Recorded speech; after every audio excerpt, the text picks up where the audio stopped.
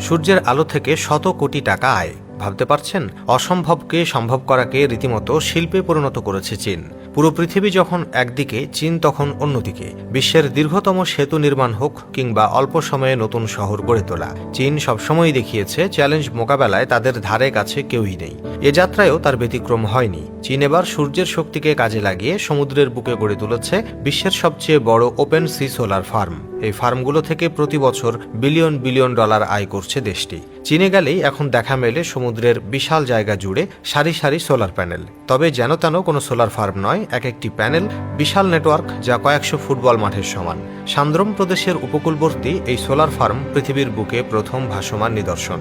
প্রশ্ন হতে পারে, সব সোলার ফার্ম কেন সমুদ্রের উপর নির্মিত হলো? এর উত্তরে আছে চীনের অভিনব চিন্তার প্রতিফলন। চীনে জমির চাহিদা অত্যন্ত বেশি। সোলার ফার্মের জন্য জমি ব্যবহার না করে সমুদ্রকে কাজে লাগিয়ে তারা জমি সংরক্ষণের পাশাপাশি নবায়নযোগ্য শক্তির যোগান বাড়িয়েছে। তবে সমুদ্রের উপর সোলার ফার্ম তৈরি করা সহজ কোনো কাজ নয়। ঢেউয়ের আঘাত, লবণাক্ত পানি এবং খারাপ আবহাওয়া, এই সবকিছুই প্রকৌশলীদের জন্য বড় চ্যালেঞ্জ ছিল। তবে চীনারা প্রযুক্তিগত উদ্ভাবনের মাধ্যমে এই চ্যালেঞ্জ মোকাবেলা করেছে। এই সোলার প্যানেলগুলো এমন উপাদানের তৈরি যা লবণাক্ত পানি ও সমুদ্রের কঠিন পরিবেশেও স্থায়িত্ব বজায় রাখবে। প্যানেলগুলোকে সমুদ্রের তলায় শক্ত অ্যাঙ্করের মাধ্যমে স্থিতিশীল রাখা হয়েছে, যাতে কখনো ঢেউয়ে ভেসে না যায়। সমুদ্র থেকে উৎপাদিত বিদ্যুৎ বিশেষ কেবলের মাধ্যমে মূল ভূখণ্ডে পৌঁছিয়ে দেওয়া হয়। এই কেবলগুলো সমুদ্রের গভীরে চাপ সহ্য করতে সক্ষম। 320 মেগাওয়াট ক্ষমতার এই সোলার ফার্ম কয়েক লাখ বাড়িকে বিদ্যুৎ